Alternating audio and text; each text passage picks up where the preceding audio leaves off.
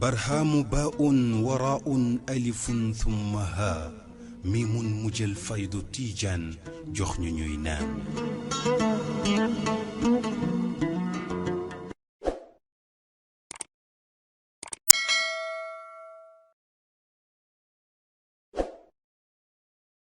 كدت أرتبك مرتين مرة إذ أسر إلي أنني شرفت وكلفت بإلقاء كلمة المكرمين، ولكن سرعان ما زال الارتباك إذ تذكرت أن ذمة المؤمنين واحدة يقوم بها أدناهم.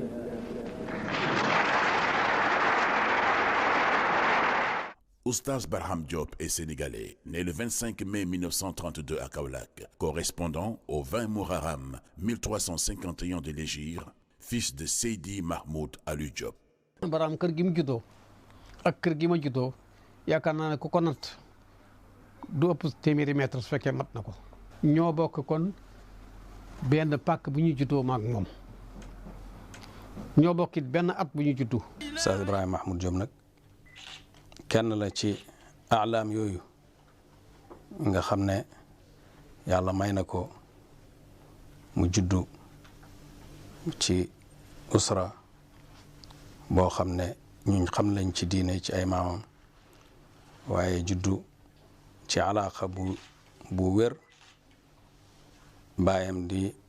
Baye Mahmoud Diop nga xam ne kenn la ci kàngaam yi àndoon ak Cheikh Ibrahim radiallahu anhu mu juddu ci loolu mu tuddee ko jox ko biñ koy jox baay boobu ñeenti at la am boobu matagut a dal jàng moom oustaz sax nettali nañu ne biñ ko indee ci perron bi amaa ñu koy jox maam Roqi Njaay baay dafa dégg xale buy jooy ci perron bi mu ne ko kan la ñu ne ko Mahmoud Diop de moo indi lim la tuddee woon mu ne Mahmoud de dafa bëgg lum joxe rek waaye kooku de matagut a dal jàng kon teel naa ñëw 4 ans mu yar ko yarab boppam dugal ko ci daaraam yi nga xam ne ci lay doomam yi di jàngee mu wattu alquran mu jox ko shahada boo xam ne moo ko bindal ci jamono jooju jàngal ko ba óolu xam-xamam di ko waxloo ci mboolee mi géew yi. bàyyi mi ko yar philosophie moo doonoon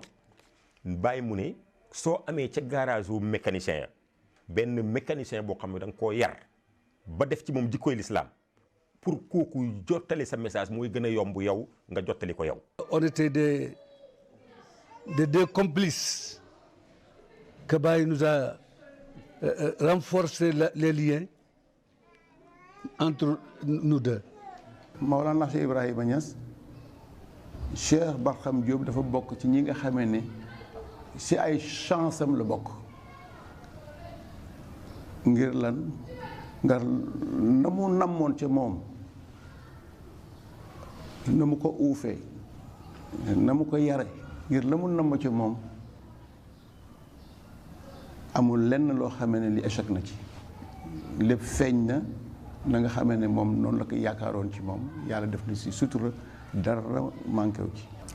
loolu moo tax mu jël ko maw ni Cheikh Barham Diop doonte ne sax ay atam bariwul boroyaay boobu ndax à moins de 30 ans ay à peu près ay 25 ans si environ donc mu jël ko teg ko ci wetu un chef d'État de renommée mondiale de Kwame Nkrumah. Kwame Nkrumah xaritu Cheikh Ibrahima la woon xaritam dëgg ba nga xam ne daana ko dimbandikoo ci ay ñaan pour mu di ko ñaanal daana ko dimbali toon comme ci xalaat aussi ci xalaat alors diggante Kwame Nkrumah boobu ak Cheikh Ibrahim foofu la Barham Diop nekkoon di liggéey bon donc moo ko jox liggéey moo ko jox ndigal na dem jàppalante ak Kwame Nkrumah ci xalaat boobu nga xam ne am na ko pour Afrique ak naka lay mën a indee ay enseignement yoo xam ne dëgg-dëgg Afrique am na lu mu participer ci évolution monde bi waaye nag su fekkee africain yi amuñ ko leen ko jàngal teg ko ci seen buntu dañuy roy rek dañuy roy tubaab yi rek mais duñ gis seen bopp jamais. xam-xam bu rëy te yaatu te rafet te leer te yooyu dendale ko boole ko amee ko daanaka kenn mënu ko kon ku ko man dañ la koo man loo ku ko man loo mooy baayam sëriñam xaritam turandoom soppeem àndandoom ki ko dénk lu bari lum nëbb ak lu bari lum ko may mu feeñal ko muy Cheikh Ibrahim Alhaji Ibrahima Niass mi nga xam ne mooy turandoom. Oustaz Barham cër yu bari ñoo ko seq kan mooy Oustaz Barham kuy tudda Barham di nga tudda Cheikh al-Islam Cheikh al-Islam Alhaji Ibrahim radiyallahu taala anhu wa nafaana wa barakaati ku ne koo xamante ni moo ko yaral boppam ci ñaari yar nag yar na ko yaru biir waaye yar na ko yaru biti su ma nee yaru biir nag kooku leneen la mooy ni defal na ko tarbiya defal ko tarqiya ànd ak moom ku xool bu jëfee def rek nga xam ni mag dugal na loxoom ci moom. al Oustaz Ibrahima Barham Mahmoud Diop te alxuraan waxoon ñu wa ma shahidna illa bi ma alim na ñun liñ xam ci moom mooy la ca jiitu ab jullit la la ca tege mooy ku ragaloon yàlla la ca tege mooy ku amoon xam-xam la am xam-xam gi nag moo ko yóbboon ci mu bëgg ñooñ xam-xam di ci liggéey di ci gont di ci xëy li mu xamoon ci Cheikh Islam Hadj Ibrahima Niass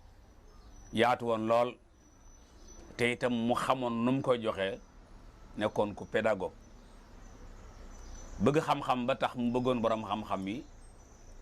man mën naa ne samay seede foofu lay jëm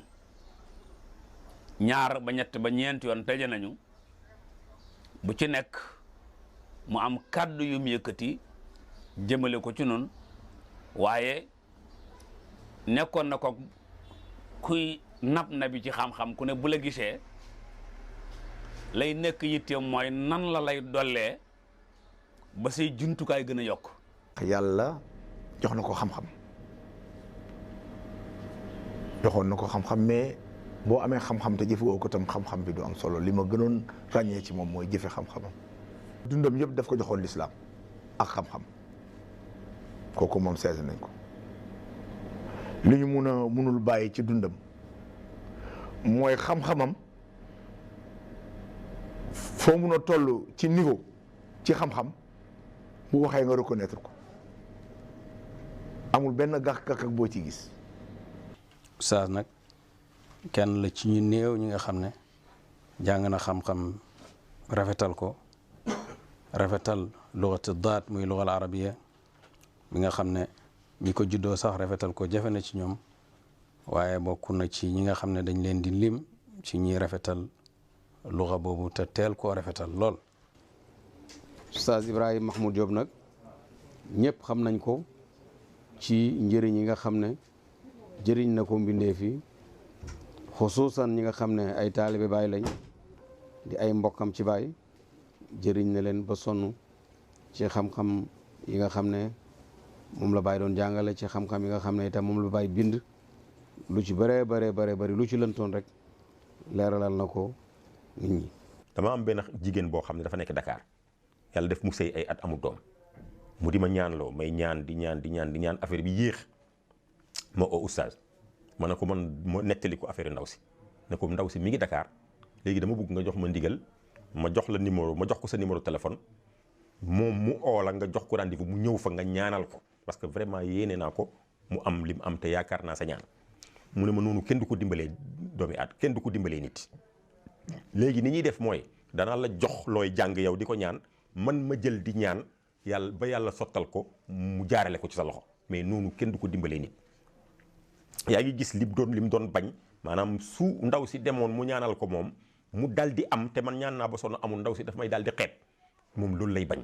noonu la doon taxawee ci jaamu yàlla. kon kooku duñu wax mukk ne lore na ci làmmiñam te loxoom itam gisuñ wala ñu dégg kum ci lor kon mën nañoo gëm ne julli dëgg la balañ koo seedeel ak tijaaniyatu danañ seede ak njulitam ba mu wér te loolu wér na ne ci jullit yi gën a kawe la bokk tijaaniyatoom itam ci tijaan yi gën a kawe la bokk ndax Baay jox na ko lijaasa bi nga xam ne kum ko daan jox daf lay wax ne hazihi hiya tijaaniyatu kulluha mooy fi mu dajale sanadam yëpp muy juróom fukki sanad ak ñaar yoo xam ne Baay am na ko ci tariqa bi Baay jox na ko ci ndigal te këyit gi nga xam ne moom la Baay bind Sidi Ali di ko wax ne ko suma tukki mi ñii ak ñii laa jox ndigal turam mu ngi ci këyit googu te maa ngi ko amee. fa salaamun alayka min waafid ifriqiya alxadra alladi yara fi majlisi daiman tasharrufan aksara minhu tadrisan wa min ixwatihi fi alimaani waddacwa wala ashukku fi anna kathira min xiyaami Mauritania wa shawaaric Sénégal wa biyaat رغم المشاكل ينصتون الآن إلى هذا الدرس لما ألفوا ويألفون من منافع هذا الموسم الخير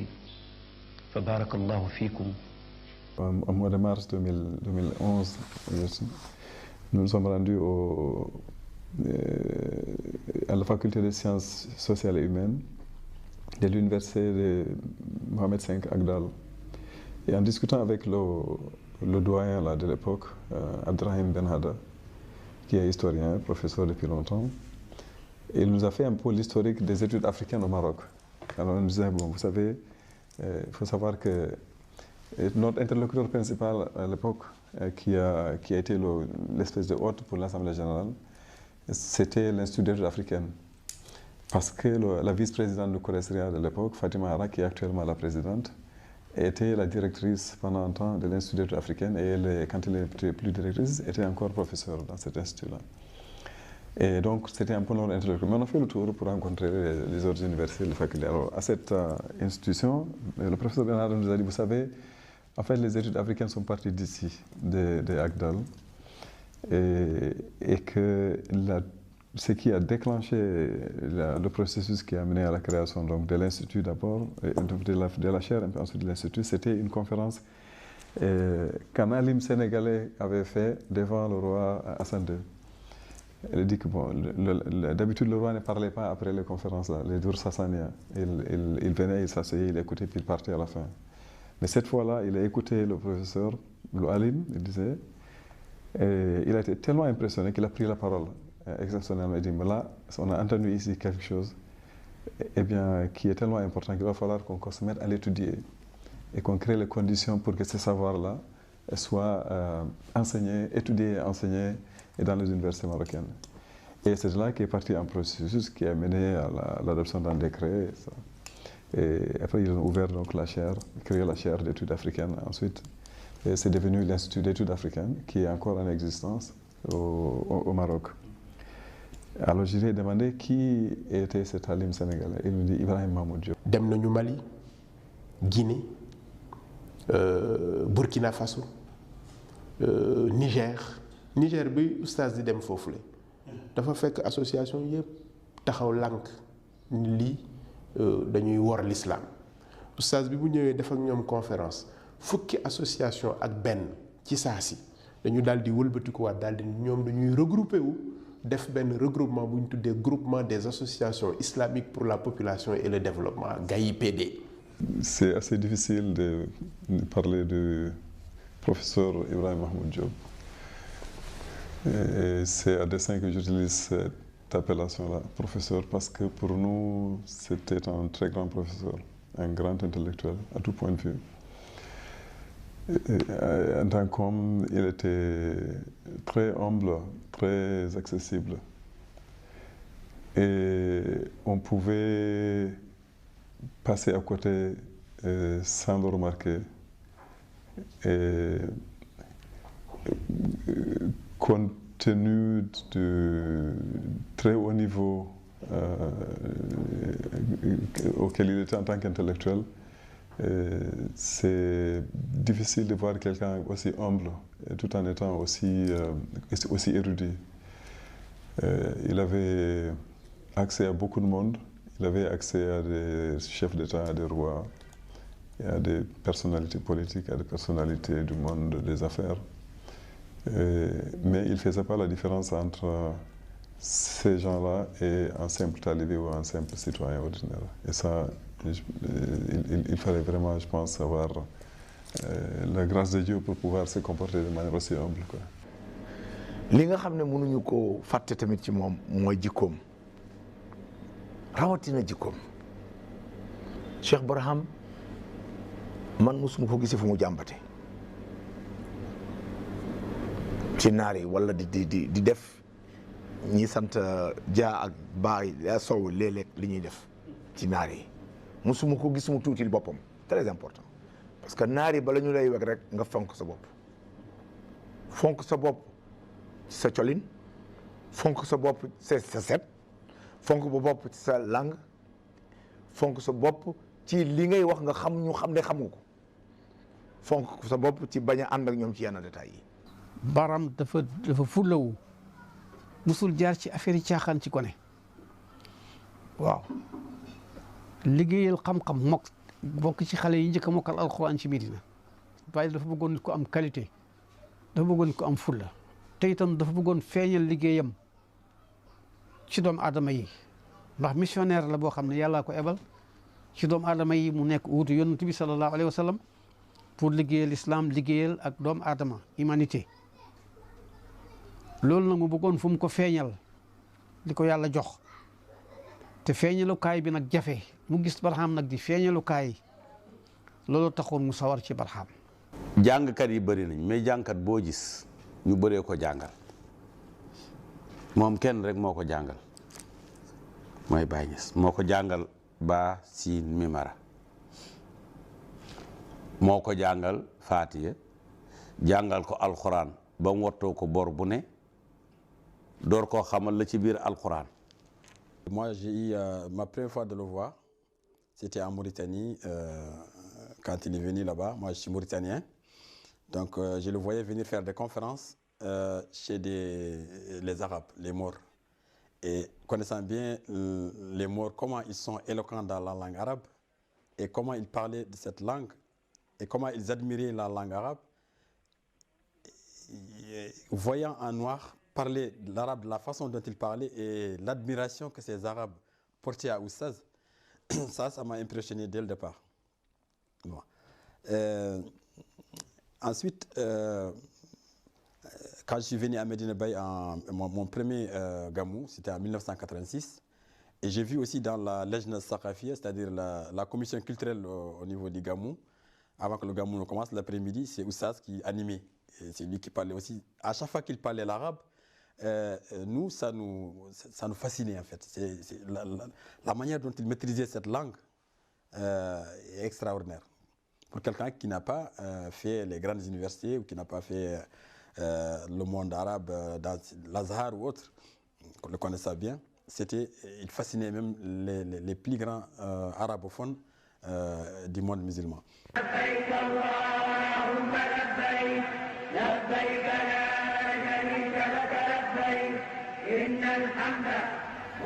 man nag fekk na boobu étudiant laa foofu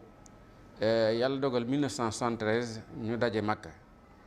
comme ligue bi daan def aj bu nekk ñu def benn espèce su colloque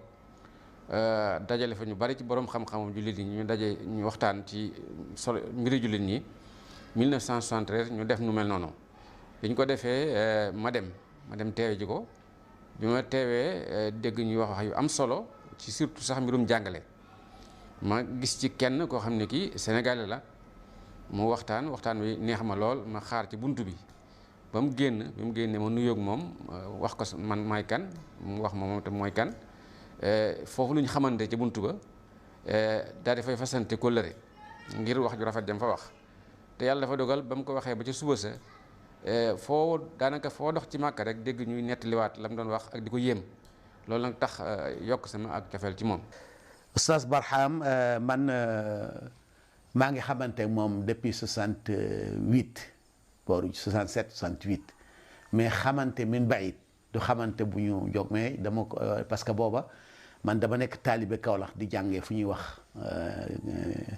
Saara Njugaari kër Alaaji Ahmad Ndiaye Arout foofu laa doon jànge moom mu nekk Medina yàlla def nag mu mën arab loolu te booba ñun taalibe yi dañu bëgg ku mën arab man mën naa wax ne sama njàngum arab Oustaz Barham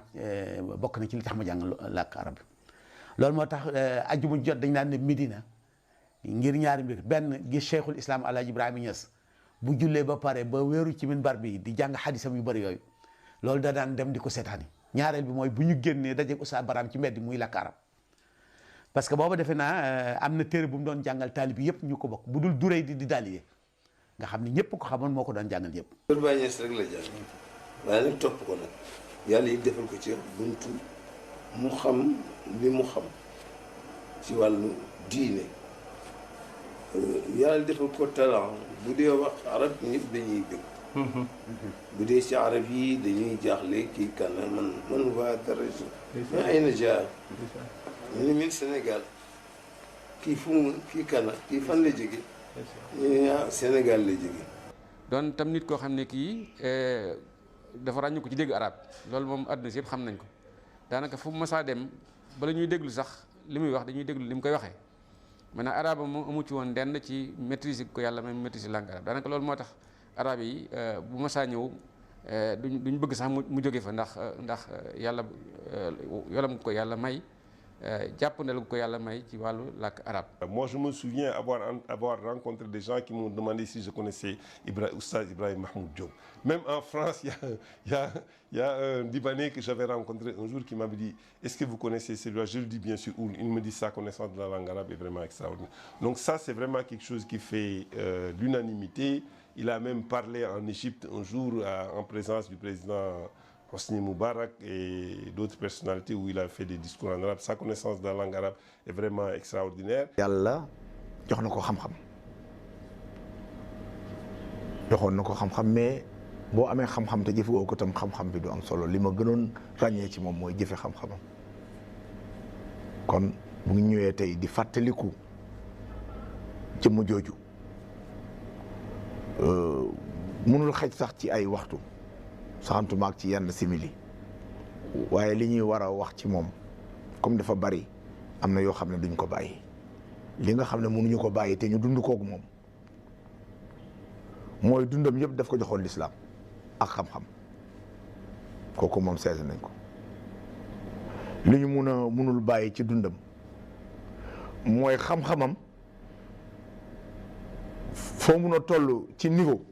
ci xam-xam bu waxee nga reconnaître ko amul benn gàkk-gàkk boo ci gis. sénégalais bu màgg sénégalais bu baax sénégalais bu bari xam-xam sénégalais bu tabe surtout ci xam-xamam Oustaz Barham Diop xam naa ko balaa may ñëw Sénégal waaye contact bi ma am ak moom aéroport la amee. xam naa ko balaa may ñëw Sénégal ndax man Maroc laa nekkoon yàgg naa fa lool foofu laa doon jànge te moom da daan ñëw di bokk ci ñi roi Hassan II yàlla na ko yàlla yërëm daan invité pour ñu bokk ci loolu ñu tuddee woon durusul Hassaniya nga xam ne ay borom xam-xam da daan jóge ci àdduna bi yëpp bu ñëwee di waxtaan ci wàllu diine Hassan II moo ko daan jiite doom ji sax mu ngi continuer di ko def. donc ñun biñ nekkee Maroc dañ daan gis ci télé bi di gis ci journaux yi Oustaz Barham Diop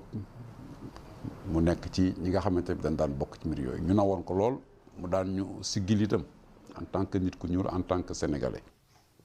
ñun dey bokkunoo ak moom génération waaye nag dund nañoo ak moom bokk ak moom lu bari nee naa étudiant nekk Maroc di jàng. yaakaar naa ni muy ñëw di participer ci lu ñu tuddee ak durusul Hassaniya ak ramadaniya ci jamonoy Sa Majesté Hassan II doon ànd boobu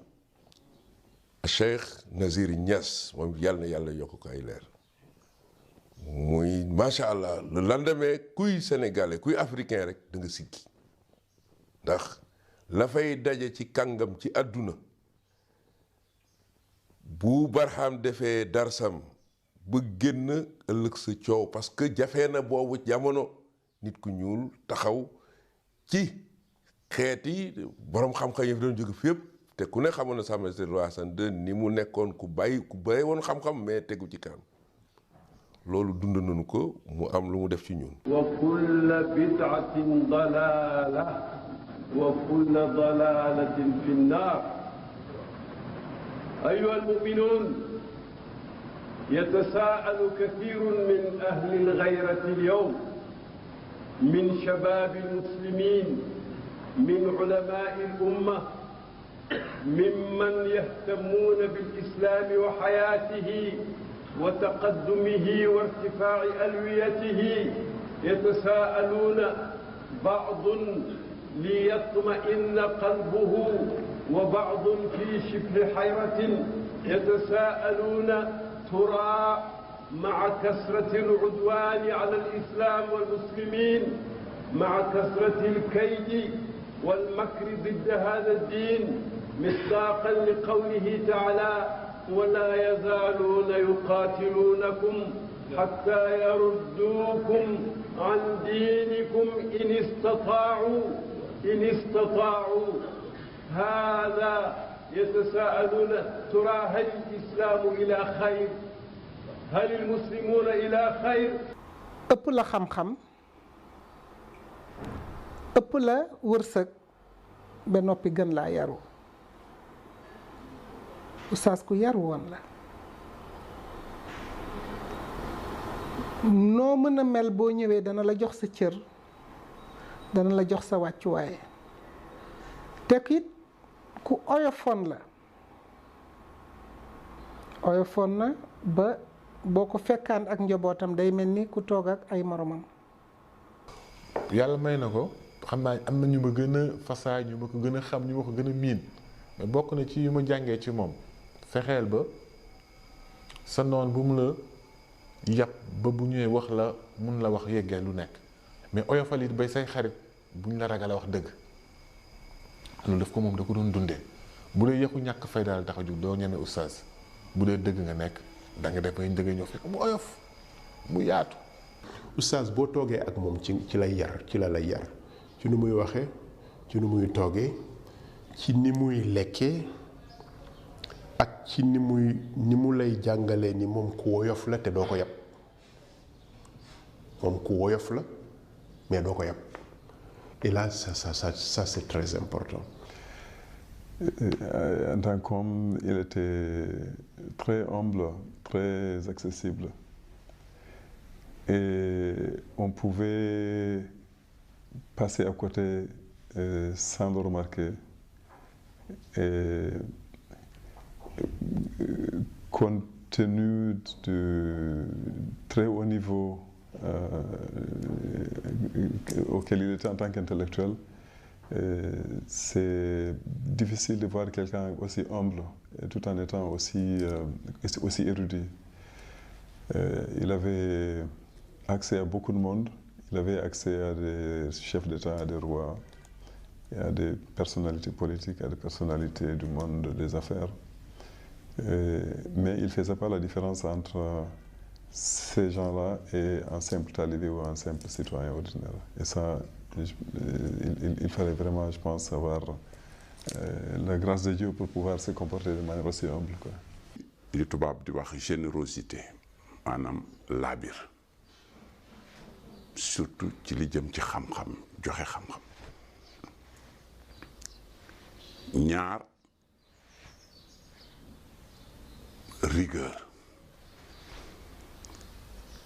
rigueur buñ ko waxee rek dañuy dugal organisation dugal méthode muy lu am solo ci jamono yi ñu toll ñett humilité waaw fees waaye nag wàcce boppam ba ku nekk mën a agsi ci moom. Le feu Ibrahim Diop est une très grande personnalité intellectuelle et religieuse et un grand ami aussi du Maroc. Il a contribué fortement à la consolidation des relations du Maroc avec le Sénégal en tant que secrétaire général de la Rabita des Ulama du Maroc et du Sénégal. Il a aussi marqué un événement très important qui a marqué l'histoire contemporaine de l'Afrique, puisqu'il a assisté à la conférence de Casablanca de 1961, initiée par Feu Mohamed V, et cette conférence qui a contribué à l'indépendance des pays africains. Feu Ibrahim Diop a aussi assisté aux différentes causeries religieuses depuis Durus al-Hassaniya depuis des décennies, donc principalement la causerie qui a été à l'origine de la création de l'Institut des études africaines, car après la fin de la présentation d'Abraham Diop, Feu Hassan II, roi du Maroc, a décidé la création de l'Institut d'études africaines. Cet institut est un centre de recherche qui a commencé ses activités en 1997 et qui a comme objectif l'étude et l'analyse de l'Afrique dans sa place au niveau mondial, l'étude et l'analyse des mutations de l'Afrique sur le plan politique, économique, culturel, social et spatial, l'étude ici et l'accompagnement des relations du Maroc avec le continent africain dans les différents domaines, mais aussi l'analyse des grands défis communs Afrique et Maroc. J'ai aussi connu Feu Ibrahim Diop quelques années après la création de notre institut,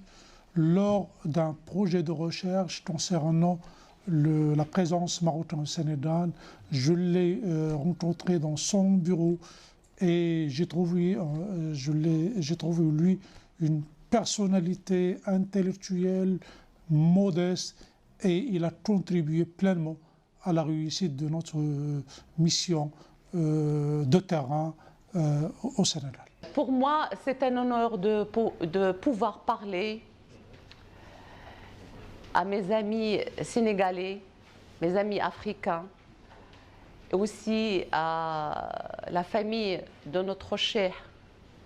Sidi Mahmoud Ibrahim Diop.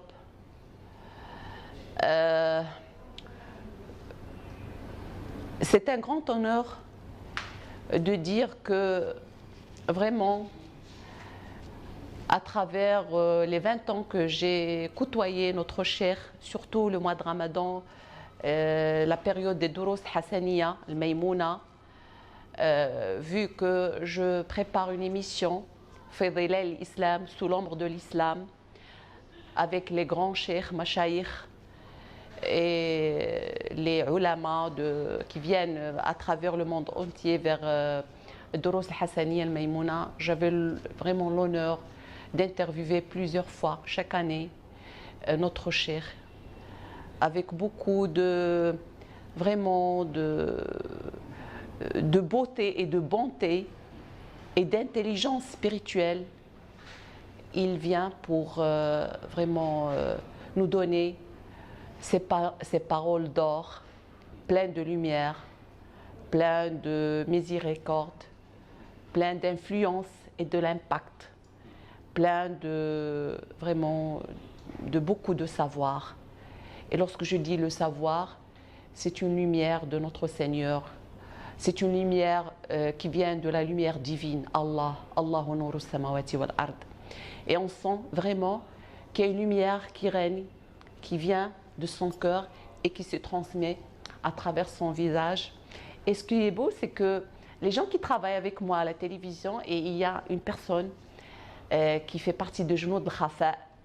Il me dit vraiment, je ne trouve pas de problème lorsque je fais le montage de l'émission avec notre cheikh, parce qu'il n'y a pas de problème de lumière. Il met des couleurs vraiment jolies et gaies et qui donnent beaucoup à la caméra. Il avait une grande intelligence, et ce qui était bizarre, c'est que je viens avec une couleur et je ne prépare même pas les questions. Et il vient avec une couleur, avec un décor, et il y a une harmonie, comme si c'est le bon Seigneur qui fait la réalisation, aussi le scénario. Et c'était Rabbani. Et il me dit, on ne trouve pas de problème, il n'y a pas de coupe, il n'y a rien. Il parle avec une grande spontanéité, mais plus, avant même de terminer mes questions, il me répond parce qu'il sait ce que je veux dire, comme s'il a vraiment le savoir, de savoir qu'est-ce que je vais poser comme question. Masha'Allah. Son éminence, Dr Ibrahim Mahmoud, était l'une des figures les plus brillantes de la Oumma.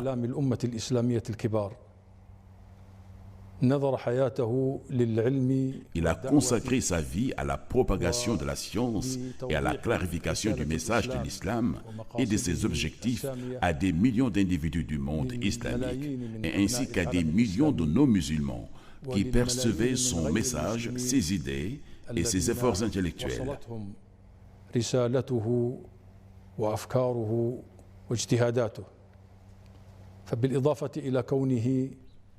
Il était le secrétaire général de la Rabita des Oulémas du Maroc et du Sénégal, président de la Jamiatou Ansaruddin, membre de la Ligue islamique mondiale, comme il fut un habitué des forums et symposiums culturels dans lesquels sa connaissance et son expertise étaient sollicitées.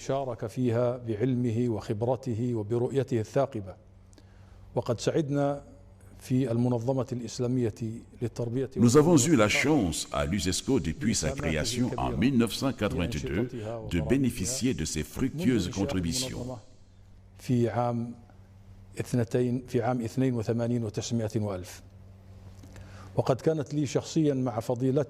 Personnellement, j'avais des relations solides avec lui et cela m'a beaucoup servi.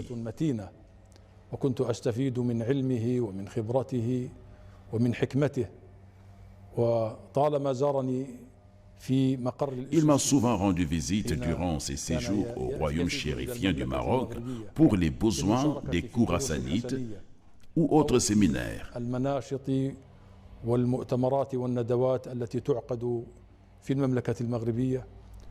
Il fut toujours un immense plaisir de le rencontrer et de s'asseoir avec lui pour échanger sur des questions concernant la Oumma. C'était un savant, un sage très modeste, amical et prompt à servir les intérêts des musulmans et à l'avenir de la nouvelle génération. Oustaz Barham Diop, durant toute sa vie, a contribué à l'expansion de la Tijaniya dans de nombreux pays. Il est inconcevable de parler de la Tijaniya sans faire allusion à Fès. En effet, c'est à Fès, cette ville marocaine située à 180 km à l'est de Rabat, que repose Cheikh Ahmed Tijan, le fondateur de la confrérie Tijaniya, qui porte son nom. Nous avons visité son mausolée et par la même occasion, l'un de ses arrière-petits-fils a bien voulu témoigner sur Oustaz Barham Diop, qu'il a connu. الشريف تيجاني الزبير حفيد الشيخ التيجاني رضي الله تعالى عنه وأرضاه ومقدم الزاوية التيجانية الكبرى بفاس. من هذه الزاوية المباركة التي تعود الفقيد زيارتها كلما أتيح له فرصة للقدوم إلى المغرب إلى مدينة فاس. فالشيخ إبراهيم محمود جوب هو شخصية معروفة في هذه الزاوية، فالكل يحبه والكل يتعامل معه لأنه كما يسميه الكثير الأستاذ،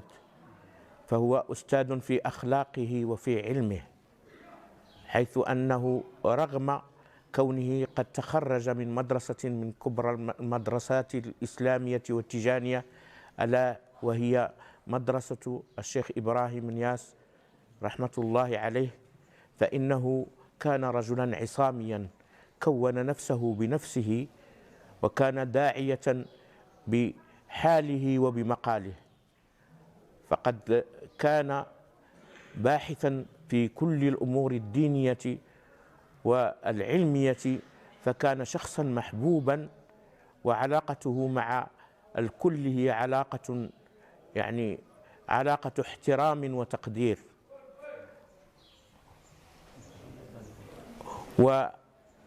والمغرب يعرف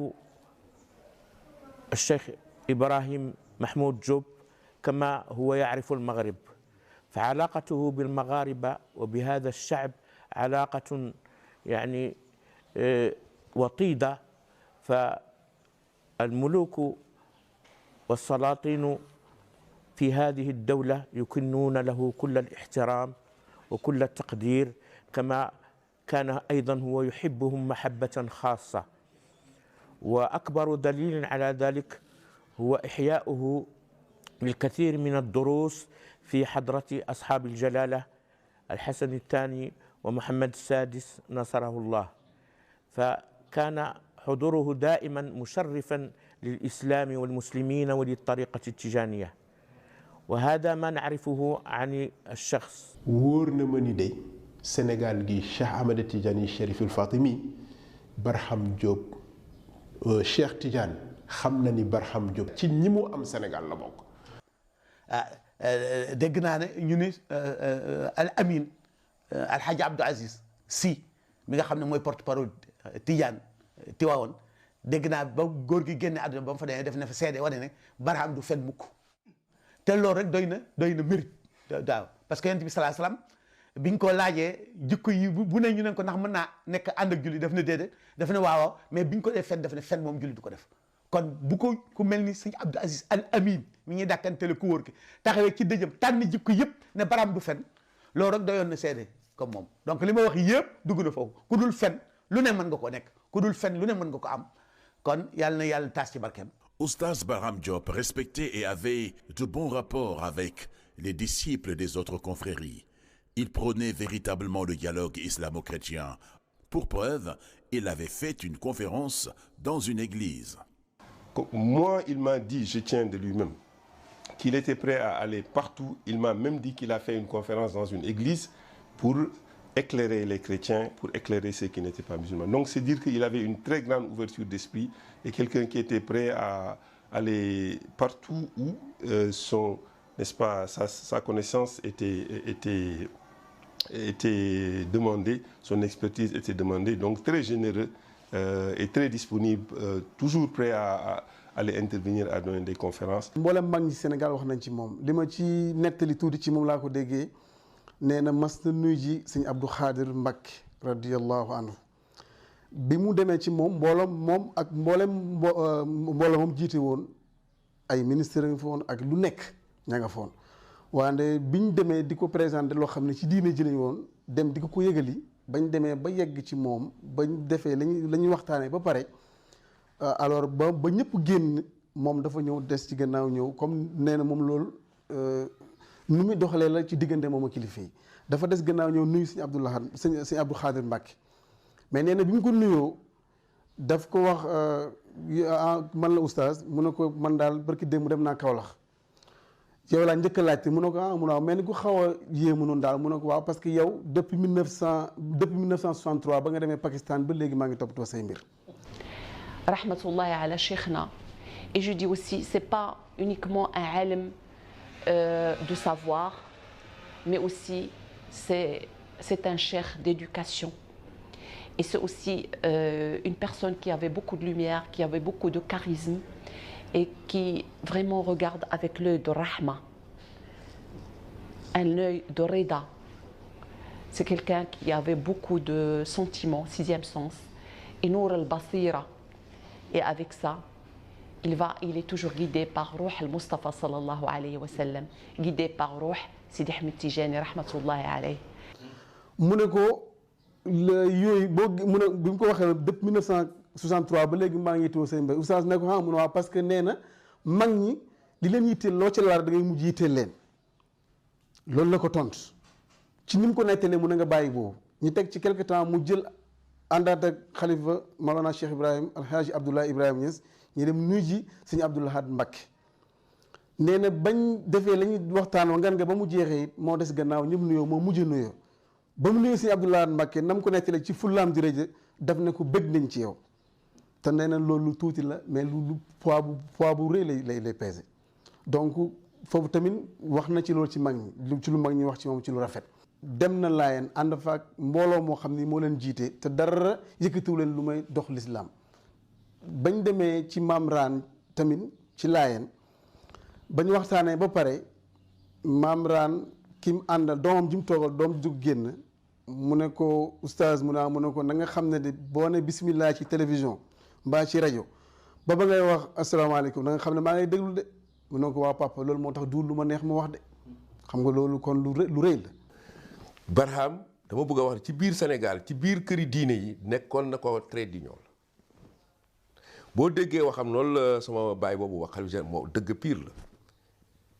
booy wax duma nangam parce que xamoon na sensu responsabilité bi mu yor l'islam ku ko yor da nga war a dajale mais waroo wax luy tas kenn. nee na aussi mas na dem seeti Seydou Nourou Tall dem nuy ji ko ba mu demee ma nga ànd ak ki mu àndal mu toog ak moom bi mu yàgg doom ji jóg doomu Seydou Nourou Tall génn mais nee na loolu sax daf ko ruusa nettali parce que dafa toog ba mu yàgg Seydou Nourou Tall ci mbaaxam nga ne ko Barham yaa ngi fiy baax rek mu ne ko waaw seen barkeera ak ki ma yar la donc mu doon nit koo xam ni wax dëgg yàlla mag ñëpp loolu la ñuy wax ci moom ki nga xam ne ni nag man sama diggante ku nekk am nga koo gën a xaritool waaye man jàpp naa ne mbooleem sëriñ si ku nekk xaritoo nga waaye ni meloon ak maam Abdou Aziz Dabakh néew nit ku ko mel ak moom ci kaw suuf te mbaa ngi dégg mu nettali ci moom te daana ma nettali li may doon nit ku xeebu wax dëgg yàlla xeebu laay mën a wax ci kaw parce que booy wax ci oustaz dëgg loolu yàlla rek moo la ci mën a dimbale pour nga wax ci waaye li ma ci fàttaliku daal nee na mus na dem ci mbooloo moo xam ne maam Abdou Aziz Dabakh dañ ko fa invité mu dem ñëw moom dafa yéex a ñëw moom oustaz mu ne bi muy génn day ak maam Abdou Aziz Sy Dabakh di génn mu ne bi muy génn alors ñu ne ko signalé ko ne ko oustaz Barham mi ngi ñëw donc ci noonu mu maam Abdou Aziz taxaw mu ne bi mu taxawee oustaz ñëw mu ne oo leen ma Barham mu ñëw parce que kii dama ko yàlla def cofelam ci moom ci sama biir xol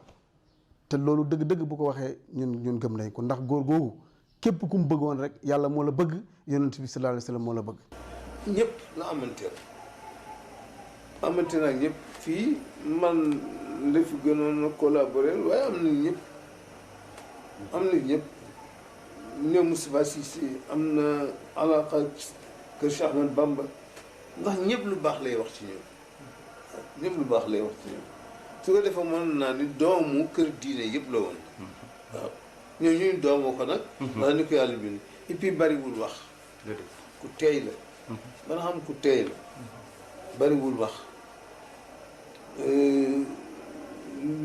lu mu xam moo koy xamal boppam waaye du ko wax kenn ne aussi kaana mutawaadi am waaw ba noppi itam ne ku modeste ñun man li ëppoon man lay waxal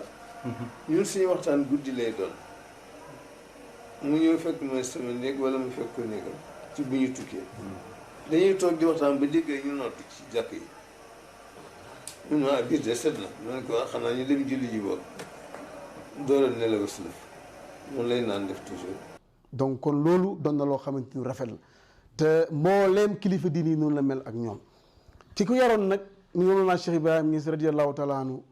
lépp loo xamante ni mébédoon na ci moom pour defaral ko def ko ci moom ñun gannaaw yàlla gis nañ ko ci moom jikko ji bàyyi yoroon nga xam ne baax rek ci moom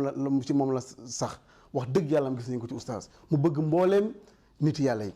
bëgg mbooleem nit diine yi képp ku am xam-xam rek oustaz fonk na la woyefam gi duur lu doom adama mën a wax parce que koo mën a doon ci àddina rek oustaz fonk na la comme ni muy fonkee mbooleem mbindeef yi xamutoon kii buur la kii baadaloo la kenn ku nekk rek oustaz bëggoon na la. ci wàllu joxe nu xam-xam dafa nekkoon ko pédagogue ñu ngi fàttaliku bi muy jàngalee al isra wal mi'raj ak façon bi mu koy daan jàngalee ci wàllu temps ak distance ak force da ko daan joxe anam bu am solo muy ci temps ak ci distance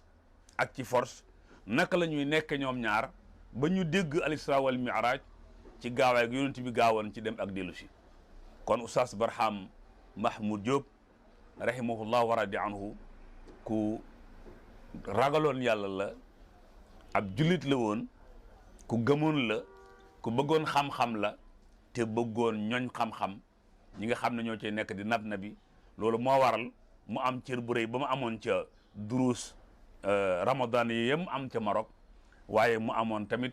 rabita ulamaul magharib ñu joxoon ko pal gi ñu ko joxoon mu nekkoon nag benn oustaz international ndax xawma réew mu demut xaw ma continent bu mu demut te bu mu ci dem bu fekkee dañuy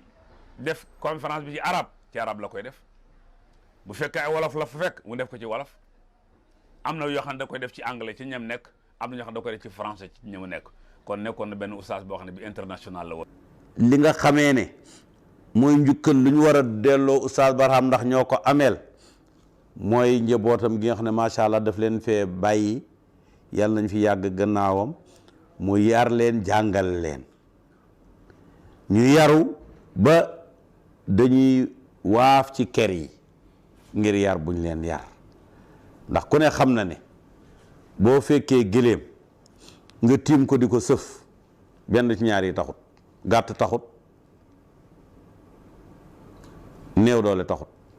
gudd na bëri na doole fa la ko may rek mënoon nuyu cëpp-cëppi fu ne naan Oustaz Barham mooy sama baay boo leen ko laaju duñ la koy wax diw laa tudd sant Jóob rek wasalaam. njabootam gi mu bàyyi gannaawam seen mag di xalifa Moustapha Diop 20 dernières années yu mujj yu oustaz yi gannaaw bu mu defee expérience am à l'étranger ñëw na nekk ci wetam nga xam ne mu mujj nekk di xaadimam yàlla dimbale ko mu fekkee 20 ans yooyu audio boobu ma leen di wax audio teg boobu may wax participer na ci lu bëree bëri d'ailleurs ak fondation bi ñu nekk tamit moo nekk ci bopp bi ànd ak mbooleem rakkam yu góor yu jigéen yu considéré seen bopp ñoom ay soppe ñoom ñooñu nag ci seen tur laa doon waxee ci seen tur la ñuy ooyee bépp soppe ne mission wu oustaz Ibrahima Mahmoud Diop boobu dañu bëgg mu continuer ba suñ shiar mooy le travail continue. Que Dieu l'accueille dans son paradis avec son cheikh, avec Cheikh Ahmed Tidjani, avec Rasulullah sallallahu alayhi wa sallam. طبيبي قريب هل سقامي تسمع يقابلني يوم المقفى المشفع أراني إذا ما جئت يوما محمدا تحقق آمالي كما أتوقع محمد خير العالمين وسيلتي أتاك خديم ضارع يتشفع لا إله برهام باء وراء ألف ثم ها ميم مجل فيض تيجان جخن نينان